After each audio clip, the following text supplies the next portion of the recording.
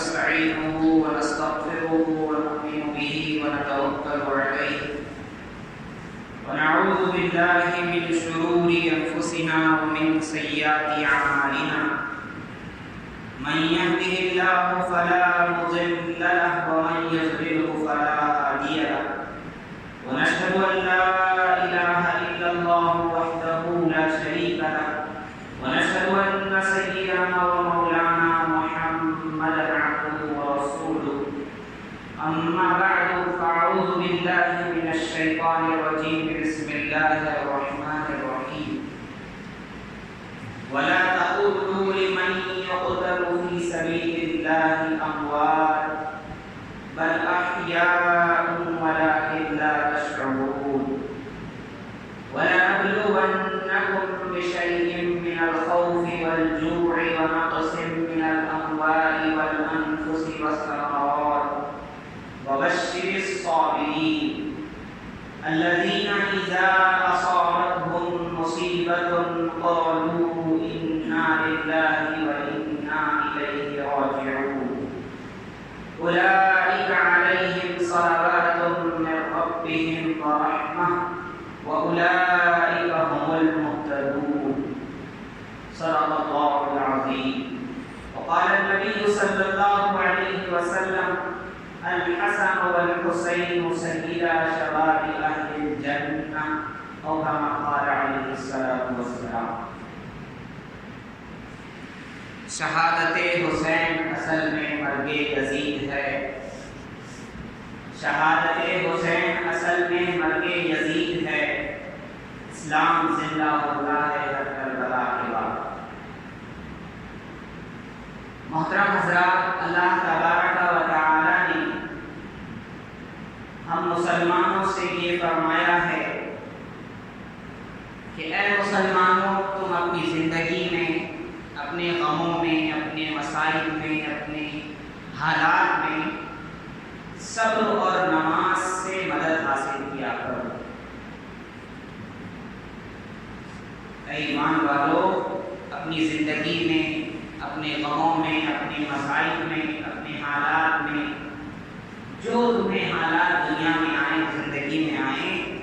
اس میں مدد اللہ سے حاصل کرو صبر کے ذریعے اور نماز کے ذریعے اور بے شک اللہ یعنی اللہ کی مدد صبر کرنے والوں کے ساتھ ہے ہمارا آپ جانتے ہیں مہینہ محرم الحرام کا ہے اسلامی مہینوں کا سب سے پہلا مہینہ 4 محترم مہینوں میں سے ایک اور آج 10 محرم الحرام یہ دن تو بڑا ہی احترام والا ہے جب سے حضرت حسین رضی اللہ عنہ کی شہادت ہوئی کب سے بہت پہلے سے آدم علیہ السلام کی توبہ اسی دن قبول ہوئی فرمایا نوح علیہ السلام کی کشتی جودی پہاڑ پر اسی 10 محرم کی تاریخ پر ٹھہری یونس علیہ السلام مچھلی کے پیٹ سے صحیح سالم سمندر کے قریب اسی دن آئے تو یہ دن بڑا ہی احترام والا ہے بہت پہلے سے میں نے پچھلے ہفتے بھی بتایا تھا اللہ کے نبی صلی اللہ علیہ وسلم نے جب مدینے ہجرت کی تھی تو وہاں یہودیوں کو دیکھا تھا اس دن کا روزہ رکھ رہے ہیں تو حضور نے یہودیوں سے پوچھا تھا تم اس دن کا روزہ کیوں رکھتے ہو تو یہودیوں نے کہا تھا اس دن کا روزہ ہم اس لیے رکھتے ہیں کہ اللہ تبارک و تعالیٰ نے موسیٰ علیہ السلام کو اور ہم کی قوم بنی اسرائیل کو اسی دن فرعون کے عذاب سے نجات دی اس کے شکرانے میں ہم اس دن کا روزہ رکھتے ہیں تو اللہ کے نبی صلی اللہ علیہ وسلم نے فرمایا ہم تم سے زیادہ حقدار ہیں موسیٰ علیہ السلام کے ہم بھی ضرور اس دن کا روزہ رکھیں اور حضور نے فرمایا کیا کرو 10 محرم کے روزے کے ساتھ 9 محرم کا یا 11 محرم کا روزہ ملا لیا کرو کہ کہیں عبادت میں ان کے ساتھ مشابہت نہ ہو جائے کہ یہودی بھی ایک رکھ رہے ہیں ہم بھی ایک رکھ رہے ہیں ایسا نہ ہو وہ ایک رکھیں تم 2 رکھو 9 یا 10 کا یا 10 یا 11 دونوں ملا تو یہ دن تو محترم بہت پہلے سے ہے اب آگے کی بات سنیں اور ایک اس میں یہ بڑی بات ہوئی کہ اللہ تبارک و تعالیٰ نے حضرت حسین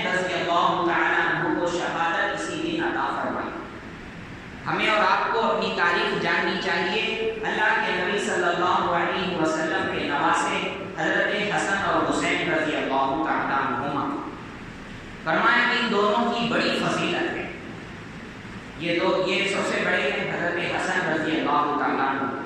حضرت فاطمہ رضی اللہ تعالیٰ عنہ حضرت علی رضی اللہ عنہ کی اولاد ہیں۔ حضرت حسن رضی اللہ تعالیٰ عنہ فرمایا جب پیدا ہوئے اللہ کے نبی صلی اللہ علیہ وسلم نے حضرت علی رضی اللہ عنہ سے پوچھا تم نے اس کا کیا نام رکھنا سوچا؟ حضرت علی رضی اللہ عنہ نے کچھ نام بتایا، حضور نے فرمایا نہیں اس کا نام میں رکھوں گا، تو حضور نے نام رکھا حسن رضی اللہ تعالی عنہ، اور فرمایا یہ بڑے ہیں۔ ان کے بعد ہیں حضرت حسین رضی اللہ تعالی عنہ جو 5 شعبان المعظم سن 5 ہجری کو پیدا ہوئے مدینے میں۔ جب یہ پیدا ہوئے ہیں اللہ کے نبی صلی اللہ علیہ وسلم کے پاس یہ لائے گئے، اللہ کے نبی صلی اللہ علیہ وسلم نے بے پناہ خوشی کا اظہار کیا اور ان کو اپنے گود مبارک میں لیا، اور اللہ کے نبی صلی اللہ علیہ وسلم نے کھجور اپنے دہن مبارک سے چبا کر ان کی تحریک فرمائی، جیسے ہمارے پاس چھوٹے بچوں کو شہد وغیرہ چٹایا جاتا ہے، اللہ کے نبی صلی اللہ علیہ وسلم نے کھجور چاپ کر کھجور ان کو کھلایا حضرت حسین رضی اللہ عنہ کو، اور اپنا دعا دہن ان کے منہ میں ڈالا، اور حضرت حسین رضی اللہ تعالیٰ عنہ کا نام 7ویں دن حضور صلی اللہ علیہ وسلم نے رکھا حسین، اور حضور نے عقیقہ فرمایا 7ویں دن، اور حضور نے ان کے بالوں کے برابر چاندی صدقہ کی، اور حضور صلی اللہ علیہ وسلم نے فرمایا حسن اور حسین یہ 2 نام تھے ایسے کہ آج تک کسی نے کسی کا نام یہ نہیں رکھا تھا، اللہ نے ان دونوں ناموں کو پردے میں رکھا تھا، میں ہی رکھ رہا ہوں اپنے نواسوں کے یہ نام حسن اور حسین، اور اتنی ان کی فضیلت ہے، اتنی ان کی فضیلت ہے، اللہ کے نبی صلی اللہ علیہ وسلم نے فرمایا یہ دونوں مجھ سے ہیں میں ان سے ہوں، اللہ کے نبی صلی اللہ علیہ وسلم نے فرمایا جو اس سے محبت کرے گا وہ اللہ سے محبت کرنے والا ہوگا، اور اللہ کے نبی صلی اللہ علیہ وسلم نے فرمایا جو ان دونوں سے محبت کرے گا وہ مجھ سے محبت کرنے والا ہوگا۔ تو ایک مرتبہ اللہ کے نبی صلی اللہ علیہ وسلم اما جان عائشہ رضی اللہ عنہا فرماتی ہیں کہ حضور صلی اللہ علیہ وسلم اپنے حجرے سے نکلے، حضور کے جسم میں مبارک پر ایک اونی چادر تھی، تو حضور صلی اللہ علیہ وسلم نے اس سفید اونی چادر میں حضرت حسن اور حسین رضی اللہ عنہ کو لے لیا، اتنے میں حضرت فاطمہ رضی اللہ عنہا بھی آئی، حضرت علی رضی اللہ عنہ بھی آئی، اما جان عائشہ رضی اللہ عنہ فرماتی ہیں حضور نے ان چاروں کو اپنی چادر میں لے لیا اور کہنے لگے یہ میرا اہل بیت ہے، اور حضور نے قرآن کریم کی ایک آیت پڑھی انما یرید اللہ لیذھب عنکم الرجس ویطہرکم اہل البیت تطہیرا ویطہرکم تطہیرا۔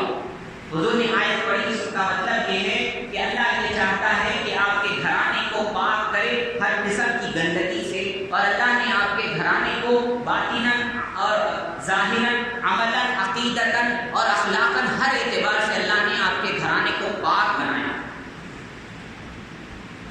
تو بتانا یہ مقصود ہے حضرت حسن اور حسین رضی اللہ تعالیٰ عنہما کا ہمارے اسلام سے، اسلامی تاریخ سے بہت بڑا تعلق ہے۔ حضور صلی اللہ علیہ وسلم نے فرمایا، میں نے شروع میں حدیث پڑھی، حضور نے فرمایا الحسن والحسین سیدا شباب اہل الجنہ، حسن اور حسین وہ جنت کے جوان لوگوں کے سردار ہوں گے، جنت میں جو لوگ جوان جائیں گے ان جوان جنتیوں کے یہ دونوں سردار ہوں گے۔ فرمایا پہلے ان کی تھوڑی تاریخ بتا دوں پھر ان کی شہادت بھی بتاؤں گا۔ فرمایا اللہ کے نبی صلی اللہ علیہ وسلم بڑی محبت کرتے تھے، ایک مرتبہ کا واقعہ ہے، اللہ کے نبی صلی اللہ علیہ وسلم ممبر پر خطبہ دے رہے تھے، اتنے میں یہ دونوں لال قمیص پہنے ہوئے اور مسجد کے اندر آئے، مسجد نبوی کے اندر، اور گرتے پڑتے آ رہے تھے بچوں کی طرح۔ اللہ کے نبی صلی اللہ علیہ وسلم نے خطبہ بیچ پہ روک دیا اور جا کر کے ان کو اٹھا کر کے لایا اور اپنے پاس اپنے قریب بٹھا لیا، اور کہنے لگے بے شک ہمارا مال، ہماری اولاد ہمارے لیے آزمائش ہے، کہ جب میں نے ان دونوں کو دیکھا کہ گرتے پڑتے آ رہے ہیں مجھے صبر نہ ہوا، اس لیے میں نے اپنی بات روک دی اور ان دونوں کو اٹھا لیا۔ ایک مرتبہ کا واقعہ ہے، حضرت حسین رضی اللہ تعالیٰ عنہ کو حضور نے کندھے پر بٹھایا، کندھے پر بٹھا کر حضور لے جا رہے تھے، حضرت ابوبکر صدیق رضی اللہ عنہ غالباً یہی صحابی ہیں، انہوں نے دیکھا اور کہا، عربی میں کہا نعم المرکب، اس کا مطلب یہ ہے کہ کیا ہی بہترین سواری ہے، یعنی حضور کے کندھے پہ بیٹھے ہیں نا، حضرت حسین رضی اللہ عنہ حضور کے کندھے پہ بیٹھے ہیں، تو ابو بکر رضی اللہ عنہ نے دیکھ کر کے کہا نعم المرکب، کیا ہی بہترین سواری ہے۔ حضور نے فرمایا اللہ اکبر، تو دیکھتے نہیں سوار بھی کتنا بہترین ہے، فرمایا سواری بہترین ہے تو یہ بھی تو دیکھو سوار کتنا بہترین ہے۔ اور اللہ کے نبی صلی اللہ علیہ وسلم نے حضرت حسن جو بڑے بیٹے ہیں ان کے بارے میں فرمایا یہ میرا جو بیٹا ہوگا یہ دو میری امت کے مسلمانوں کے دو گروہوں میں صلح کرائے گا۔ اور تاریخ سے ثابت ہے حضرت علی رضی اللہ عنہ کی شہادت کے بعد حضرت حسن رضی اللہ تعالیٰ عنہ نے حضرت امیر معاویہ رضی اللہ تعالیٰ عنہ کو خلافت سونپ دی کہ کہیں مسلمانوں میں ٹکراؤ نہ ہو جائے۔ اس بات کو دیکھ کر حضرت حسن رضی اللہ تعالیٰ عنہ نے 6 مہینے کے بعد 6 مہینے خلافت کرنے کے بعد امیر معاویہ رضی اللہ عنہ کے ہاتھ پر بیعت کر دی اور بہت بڑی جنگ ہوتے ہوتے رک گئی۔ یہ وہی صلح ہے جس کے بارے میں حضور فرمایا کرتے تھے یہ میرا وہ بیٹا ہے جو دو مسلمانوں کے بڑے گروہوں کے اندر صلح کرائے گا۔ اور یہ جو لوگ جو ماتم کرتے ہیں نا ان کا نام لے کر ان کی کتابوں میں لکھا ہے یہ لوگ حضرت حسن رضی اللہ عنہ کو 1000 بار استغفر اللہ، مسلمانوں کے لیے کہتے ہیں یہ دہنا دھپا ہے استغفر اللہ، یہ مسلمانوں کے لیے یہ بے شرمی والا انسان ہے، وہ اس نے مسلمانوں کو ذلیل کیا ہے استغفر اللہ۔ حضرت حسن رضی اللہ عنہ کے بارے میں کہتے ہیں، کیوں؟ اس لیے کہتے ہیں کہ انہوں نے لڑائی نہیں کی، امیر معاویہ رضی اللہ عنہ کے ہاتھ پر بیعت کر لی اور مسلمانوں میں جنگ ہوتے ہوتے رک گئی، تو اس صلح کے اوپر یہ نعوذ باللہ یہ بندے جو آج ان کا نام لے کر ماتم کرتے ہیں ان کی کتابوں میں لکھا ہے یہ حضرت حسن رضی اللہ عنہ کو کہتے ہیں کہ انہوں نے مسلمانوں کو ذلیل کیا استغفر اللہ۔ یہ تو بات ہو گئی حضرت حسن رضی اللہ عنہ کی، اور کتابوں میں لکھا ہے کہ امید ہے اور تقریباً روایتیں ہیں کہ حضرت حسن رضی اللہ تعالیٰ عنہ کو انہی لوگوں نے زہر دے کر کے مارا کہ کیوں انہوں نے صلح کر لی۔ اور حضور صلی اللہ علیہ وسلم کے زمانے کے بعد صحابہ میں حضرت ابو بکر، حضرت عمر رضی اللہ عنہ کے زمانے تک فتنے نہیں تھے، لیکن جب حضرت عمر رضی اللہ عنہ شہید ہوئے ہیں اس کے بعد میں فتنے ہی فتنے آتے گئے ہماری امت میں۔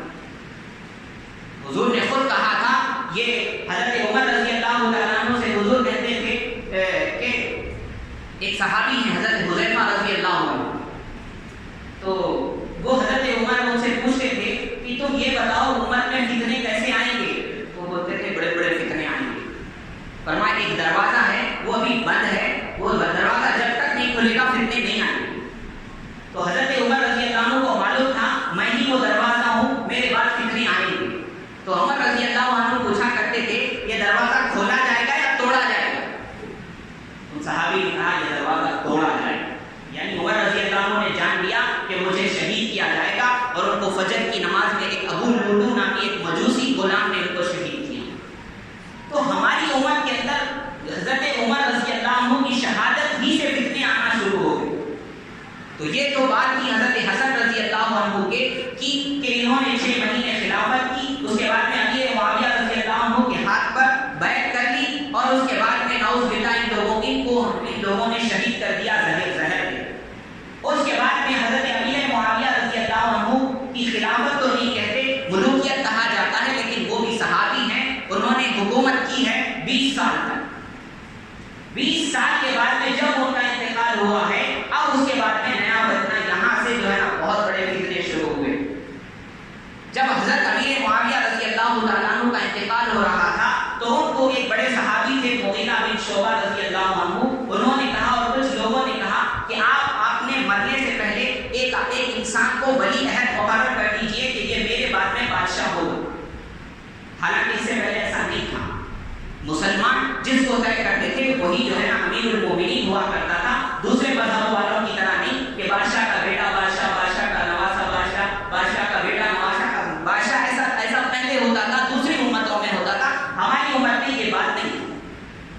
لیکن امیر معاویہ رضی اللہ عنہ نے ایک صحابی کے کہنے سے اور بہت سے لوگوں کے کہنے سے ولی عہد کا نام مقرر کر دیا یزید۔ اب فرمانے جب اس کی بیعت لے دی جانے لگی تو فرمایا ہر جگہ لوگ بیعت کرنے لگے، لیکن مدینے اور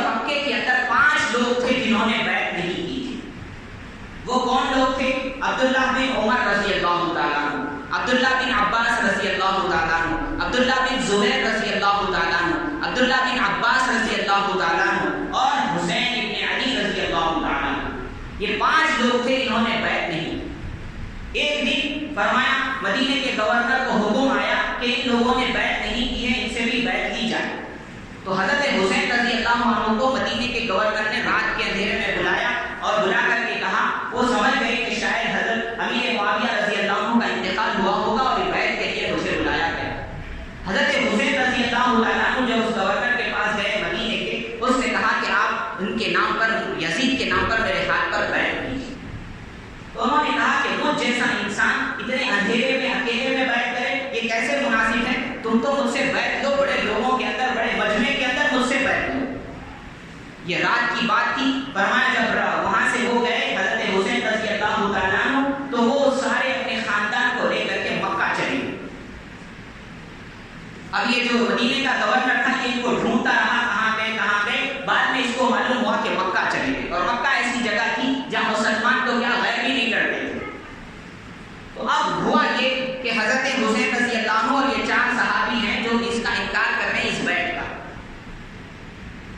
اب کوفہ جو حضرت علی رضی اللہ تعالیٰ عنہ کی حکومت کا جو صدر مقام تھا کوفہ، حضور نے حکومت کی مدینے سے، ابو بکر رضی اللہ عنہ نے حکومت کی مدینے سے، عمر رضی اللہ عنہ نے حکومت کی مدینے سے، عثمان غنی رضی اللہ تعالیٰ عنہ نے حکومت کی مدینے سے. لیکن حضرت علی رضی اللہ تعالیٰ عنہ نے جب یہ دیکھا اسلام مسلمانوں کا بہت پھیل گیا ہے، ملک بہت پھیلتے گئے ہیں، اسلام مسلمان بہت دور دور تک پھیل گئے ہیں، تو اس لیے علی رضی اللہ تعالیٰ عنہ نے بغداد کے اندر ایک شہر ہے کوفہ، وہاں اپنی حکومت قائم کی، وہاں سے حکومت چلائی، وہاں سے خلافت چلائی. تو کوفہ سے حضرت حسین رضی اللہ عنہ کو خط آنے لگے کہ آپ ہمارے پاس آئیے اور ہم آپ کے ہاتھ پر بیعت کریں گے، اس یزید کی بیعت کو ہم نہیں مانیں گے. فرماتے ایک نہیں، 2 نہیں، سینکڑوں خط حضرت حسین رضی اللہ عنہ کے پاس آئے. تو حضرت حسین رضی اللہ تعالیٰ عنہ نے کیا کیا، اپنے ایک بھائی، اپنے چچا زاد بھائی مسلم بن عقیل کو بھیجا کہ تم جاؤ کوفہ کے حالات معلوم کرو، وہاں جا کر کے معلومات حاصل کر کے مجھے خط لکھو. مسلم بن عقیل رضی اللہ تعالیٰ عنہ کوفہ آئے مدینے مکے سے. جب وہ وہاں آئے ہیں فرمایا کوفیوں کی بڑی تعداد نے ان کے ہاتھ پر جو ہے نا بیعت کی. دن میں 10,000 یا 11,000 لوگوں نے ان کے ہاتھ پر بیعت کر دی. تو انہوں نے بڑی خوش ہو کر اپنا خط لکھ دیا کہ آپ یہاں آ جائیے، بہت حالات اچھے ہیں، لوگ ہمارے ساتھ ہیں. تو جب انہوں نے خط لکھ دیا، ان کے خط لکھنے کے بعد، ان کا خط جانے کے بعد یہاں پر یہ ہوا کہ عبید اللہ بن زیاد یہ ہے فساد کی جڑ. یہ تھا کوفہ کا گورنر، اچھے سے نام یاد رکھو، عبید اللہ ابن زیاد.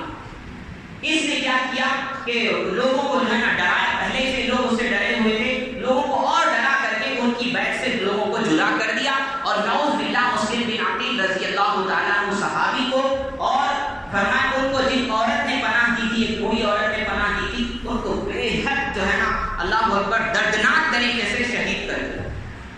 وہاں حضرت حسین رضی اللہ عنہ کو یہ معلوم نہیں ہے کہ یہ جہاں شہید کر دیا. اب حسین بن علی رضی اللہ تعالیٰ عنہ نواسہ رسول مکے سے نکلے اپنے لوگوں کو لے کر. یہاں جہاد کے لیے یہاں سے نہیں نکلے تھے، یہاں سے اس لیے نکلے تھے کہ بھائی اس طرح کی حکومت اسلام میں نہیں چلنی چاہیے. کوفہ میں جائیں گے، وہاں لوگ ہمارا ساتھ دے رہے ہیں، ہم بیعت کریں گے، صحیح طرز پر اسلامی حکومت چلائیں. تو صرف اپنے لوگوں کو لیا، اپنے خاندان والوں کو لیا، 72 لوگ تھے اور عورتیں تھیں. لے کر کے جب نکلنے لگے، عبداللہ بن عباس رضی اللہ عنہ نے کہا اگر میری ناش رکھنا ہوتا رکھ دیتا آپ کے سامنے، مگر آپ کے لیے کہتا آپ مت نکلیے، لیکن آپ نے وعدہ کر لیا ہے، آپ نے پکا ارادہ کر لیا ہے، آپ روکیں گے. سارے صحابہ نے کہا آپ مت نکلیے، وہ کوفہ والے بڑے بے وفا، لیکن انہوں نے وعدہ کر لیا تھا، پکا عہد کر لیا تھا. حضرت حسین رضی اللہ عنہ نکلے. جب نکل کے آنے لگے کوفہ سے بہت دور پر، ان کو معلوم ہوا کہ مسلم بن عقیل رضی اللہ تعالیٰ عنہ کو شہید کر دیا گیا اور سارے لوگ پھر گئے. بیعت کرنے سے سارے لوگوں نے انکار کر دیا ہے اور بزدل ہو گئے اور حکومت کے سامنے انہوں نے گھٹنے ٹیک دیے. اب یہاں حضرت حسین رضی اللہ تعالیٰ عنہ نے کہا اب ہم کیا کریں گے؟ تو مسلم بن عقیل رضی اللہ عنہ کے جو رشتہ دار تھے، ان کے بھائی، ان کے بیٹے، ان کے رشتہ دار، وہ کہنے لگے کہ نہیں، جب تک ان کے ہم قصاص نہیں لیں گے، ان کا بدلہ نہیں لیں گے، ان کے خون کا، ہم واپس نہیں جائیں. تو حضرت عنہ نے یہ کہا کہ جب تم میرے ساتھ آئے تھے تو میں بھی تمہارے ساتھ چلوں گا، چلو ان کے قصص کا ہم بتا دیں۔ تو یہ لوگ چلے ہیں، فرمایا ایک جگہ مقام ہے جس کا نام ہے کربلا، وہاں پر ان لوگوں کا قافلہ رکا ہے، اور جہاں فرمایا اب ایک شخص آیا عمر بن سعد، اس نے آ کر کے کہا آپ جو ہے نا بیعت کر لیجیے یزید کے ہاتھ پر، آپ میرے ہاتھ پر یزید کے نام سے بیعت کر لیجیے۔ حسین رضی اللہ تعالیٰ عنہ نے یہ کہا کہ دیکھو 3 باتوں کی مجھے اجازت دو، 3 کام مجھے کرنے دو، 3 میں سے ایک پر تم راضی ہو جاؤ۔ پہلی بات تو یہ ہے کہ میں تمہارے ہاتھ پر یزید کی بیعت نہیں کروں گا، میں خود یزید کے پاس جاؤں گا شام میں اور اس سے میں بات کروں گا۔ شاید ہو سکتا تھا حضرت حسین رضی اللہ تعالیٰ عنہ وہاں چلے جاتے تو یزید مان لیتا اور وہ جو ہے نا ہو سکتا تھا حکومت سے رک جاتا، لیکن ان لوگوں نے جانے نہیں دیا، اس لیے کہ غدار یہی کوفی تھے، یہی بدماش تھے جنہوں نے خط لکھ کر کے حضرت حسین رضی اللہ عنہ کو بلایا تھا۔ یہ کی بات میں ابھی بتاؤں گا، اب یہ بات سنیے آپ۔ تو حضرت حسین رضی اللہ عنہ نے کہا 3 باتوں میں سے ایک کی مجھے اجازت دو، یا تو مجھے شام جانے دو، میں جو ہے نا یزید سے مل لوں، دوسرا مجھے پھر سے مکہ جانے دو، میں اپنے نانا کے شہر چلا جاؤں گا، میں وہاں رہوں گا، عبادتوں میں رہوں گا، تیسرا مجھے کہیں کفار کی جہاں سرحد ہے وہاں مجھے جانے دو، وہاں جہاد کرتے کرتے میں اپنی جان لگا دوں۔ لیکن ان لوگوں نے دیکھا کہ اگر ہم ان کو یہاں سے جانے دیں گے تو ہمارا کچا چٹا کھل جائے گا، ہم نے جو خط لکھے تھے ان کو معلوم ہو جائے گا، اور جو شام کا یزید ہوگا وہ ہم سے بدلہ لے گا، اس لیے ان لوگوں نے ان کو جانے نہیں دیا۔ اور ایک شخص تھا جو سب سے بڑا لعین ہے جس کا نام ہے شیبہ، وہ 2000 کا لشکر لے کر عبید اللہ بن زیاد کی طرف سے آیا اور اس نے کہا کہ نہیں آپ کچھ نہیں، بس میرے ہاتھ پر بیعت کیجیے یزید کے نام پر۔ حضرت حسین رضی اللہ تعالیٰ عنہ نے کہا میں یہ بیعت نہیں کر سکتا، میں اللہ میرے نانا جان کا میں نواسا ہوں، میں حق کا ساتھ دوں گا، میں باطل کا ساتھ نہیں دوں گا، میں بزدل نہیں، میں جو حق ہے وہ حق کہہ کے رہوں گا۔ آپ صلی اللہ علیہ وسلم نے فرمایا افضل الجہادی کلمۃ حق عند سلطان جائر، بہترین جہاد ظالم بادشاہ کے سامنے حق بات کہنا، یہ سب سے بہترین جہاد، ظالم بادشاہ کے سامنے کھڑے ہو کر سچ بات کہنا، حق بات کہنا، یہ سب سے بڑا جہاد ہے۔ حسین رضی اللہ تعالیٰ عنہ نے کہا نہیں میں بالکل جو ہے نا تمہارے ہاتھ پر بیعت نہیں کر سکتا، تو اب یہ سارے لوگ جو ہے نا لڑنے کے لیے تیار ہوں۔ اب فرماتے ہیں اللہ اکبر، حضرت علی رضی اللہ تعالیٰ عنہ کے 9 بیٹے،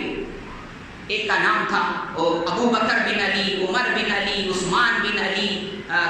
ایسے 9 بیٹے حضرت حسین رضی اللہ عنہ کے ساتھ شہید ہوئے۔ مسلم بن عقیل کے کتنے بیٹے تھے وہ شہید ہوئے، 72 لوگ حضور صلی اللہ علیہ وسلم کے خاندان کے، ہاشمی خاندان کے، قریش خاندان کے 72 لوگ شہید ہوئے۔ اور اس جنگ سے پہلے حضرت حسین رضی اللہ تعالیٰ عنہ نے کہا مجھے نماز پڑھنے دو، حسین رضی اللہ تعالیٰ عنہ نے کہا تم ہی کوفہ والوں نے مجھے خط لکھے تھے، تم ہی نے مجھے بلایا، تم ہی میرے ساتھ دغا کر رہے ہو، تم کیسے لوگ ہو؟ اگر پچھلے زمانے کے نبیوں کا اگر کوئی گدھا بھی ہوتا تو وہاں کی قوم اس گدھے کی عزت کرتی، تم اپنے نبی کے نواسے کی قدر نہیں کر۔ تو یہ کوفہ والے بڑے بزدل ہیں، یہی قاتل ہیں اور یہی جو ہے نا ماتم کر کے نخرے دکھاتے ہیں، یہی کے ماں باپ ہیں جنہوں نے یہ قتل کا حصہ لیا ہے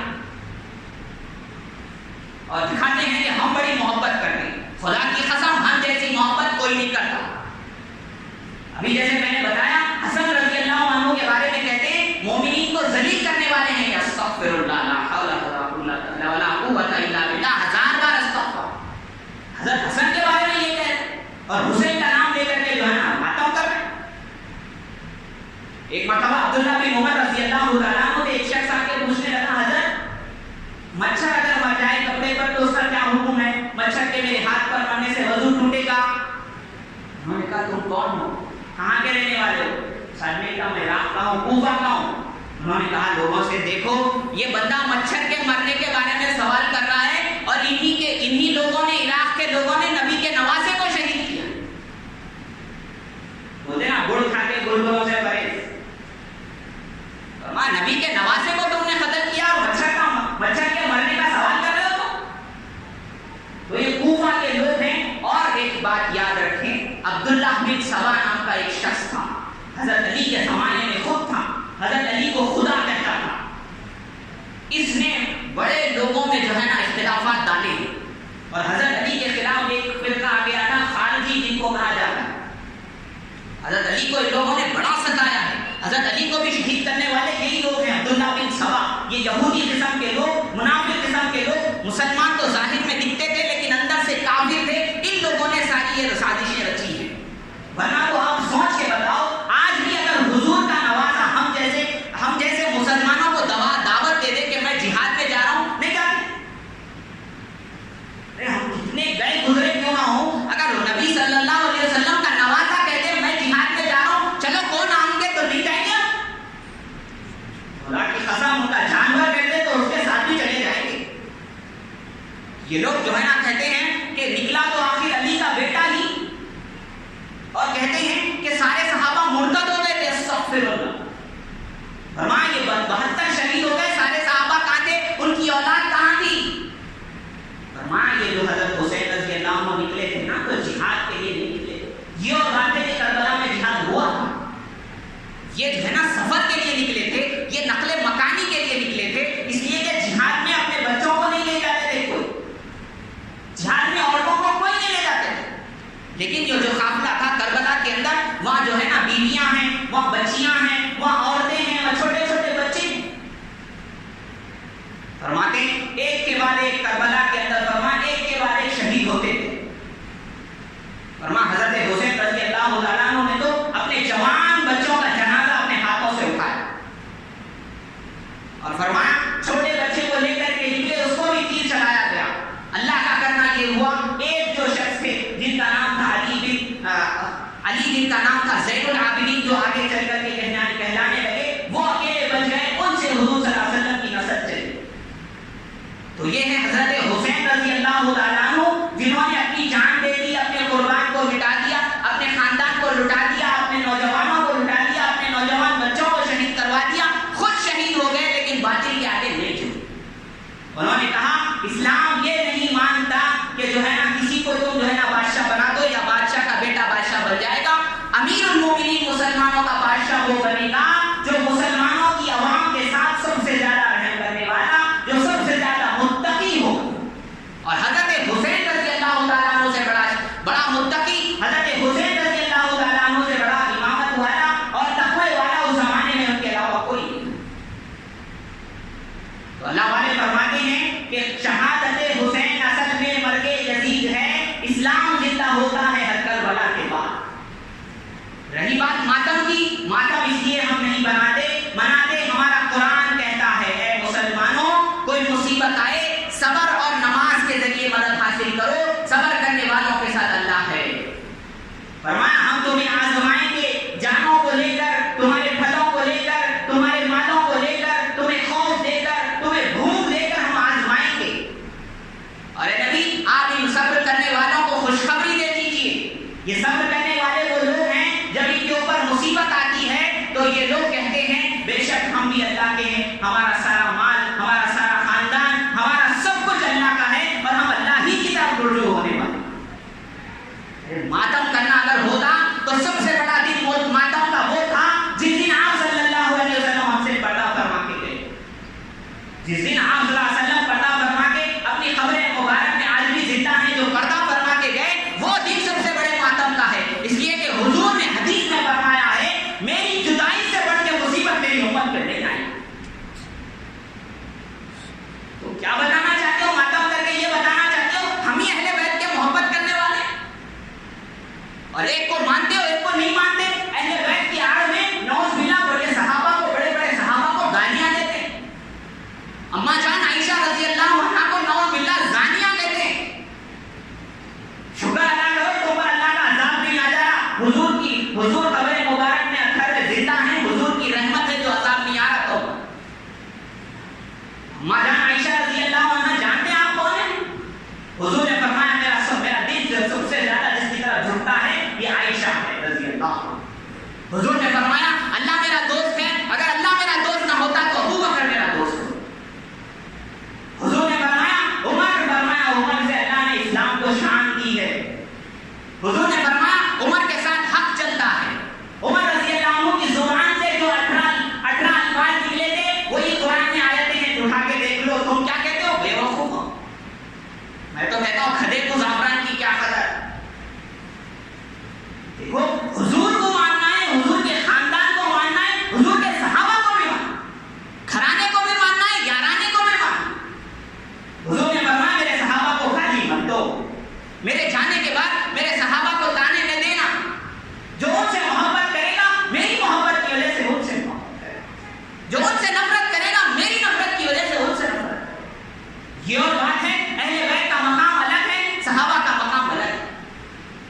لیکن مقام کو مرتبوں کو جاننا پڑے گا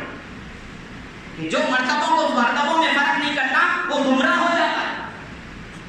جیسے عیسیٰ علیہ السلام کو یہودیوں نے کیا کہا؟ یہ نعوذ باللہ ولد الزنا ہے، وہ برباد ہو گئے. عیسائیوں نے کہا خدا ہے، خدا کے بیٹے ہیں، وہ بھی برباد ہو گئے. حضرت علی کے بارے میں حضور نے فرمایا اے علی تمہاری مثال ایسی ہے جیسے عیسیٰ علیہ السلام کی ہے. مطلب یہ نہیں کہ وہ نبی ہے تو بھی نبی ہو، مطلب یہ ہے کہ جیسے عیسیٰ علیہ السلام کو نہ ماننے کی وجہ سے ایک قوم برباد ہوئی، ایک قوم محبت زیادہ کرنے کی وجہ سے برباد ہوئی، علی تمہارا بھی ایسے ہی ہوگا. حضرت علی کے زمانے میں ایک لوگ پھر خارجی جن کو کہا جاتا تھا، نعوذ باللہ حضرت علی کو گالیاں دیتے تھے، وہ بھی برباد ہوئے. اور جو حضرت علی کو بڑا چاہا کر کے نبی کا درجہ دیتے ہیں یا حضرت ابو بکر سے بڑا درجہ دیتے ہیں، عمر و عثمان سے بڑا درجہ دیتے ہیں، یہ بھی ہلاک. تو میں یہ بتا رہا تھا کہ ضرور ماتم ضرور غم ہے، لیکن کرنا ویسے ہی ہے جو اللہ نے سکھا، جیسے حضور نے بتایا. فرمایا ان کے لیے ایصال ثواب کرو، ان کے لیے درود ابراہیم پڑھو جن کے اندر حضور صلی اللہ علیہ وسلم کے خاندان کے لیے رحمت کی دعا. حضور نے فرمایا 10 محرم کا روزہ رکھو. حضور نے فرمایا 10 محرم کے دن جو مسلمان مرد جو خرچ کرنے والا اپنے گھر والوں کے اوپر اپنے خاندان میں وسعت کرے گا، سال بھر اللہ اس کو برکت دے گی. سال بھر اگر برکت چاہتے ہو اپنی تنخواہوں میں، اپنے مال میں، تو آج کے دن اپنے گھر والوں کا دسترخوان ذرا اچھا کر لو. یہ کام کرو، ٹریفک روک کے شربت رکھو پلاؤ. ماں باپ کے لیے گلاس اٹھ کے پانی دینے تیار نہیں رہتے، آج دیکھو ٹریفک جام کرتے ہیں. کس نے سکھایا بھائی تم کو؟ آج تو روزے کا دن ہے، تم دن میں پانی کیسا پلاتے لوگوں کو؟ ذری عقل ہے نہیں. تو یہ ہے صحیح اسلام، اس کو سمجھو. اللہ ہمیں سمجھ کی توفیق عطا فرمائے. آخری کی بات کہہ دیتا ہوں، اللہ کہتے ہیں کہ جو لوگ صبر کرتے ہیں نا، اولئک علیہم صلوات من ربہم ورحمہ، یہی وہ لوگ ہیں کہ اللہ کی ان کے اوپر رحمتیں ہیں، اللہ کی ان کے اوپر عنایتیں ہیں، اور یہی لوگ سیدھی راہ والے ہیں کہ جو حضور کو بھی مانتے ہیں، حضور کے خاندان کو بھی مانتے ہیں، حضور کے ایک ایک صحابی کو بھی مانتے ہیں. اللہ تبارک و تعالیٰ ہمیں صحیح سمجھ عطا فرمائے. اللہ تبارک و تعالیٰ حضرت حسین رضی اللہ تعالیٰ عنہ جیسا جذبہ ہمیں عطا فرمائے، حق کے لیے لڑنے کی توفیق عطا فرمائے، باطل کے آگے جھکنے سے اللہ ہماری حفاظت فرمائے، اللہ بزدلی سے ہماری حفاظت فرمائے، اللہ اہل بیت کی صحیح محبت ہمارے دلوں میں عطا فرمائے، صحابہ کی صحیح محبت ہمارے دلوں میں عطا فرمائے، اور ان کی محبت کے وسیلے میں دنیا اور آخرت کا ہر معاملہ ہمارا آسان فرمائے. آمین. وآخر دعوانا الحمدللہ رب العالمین.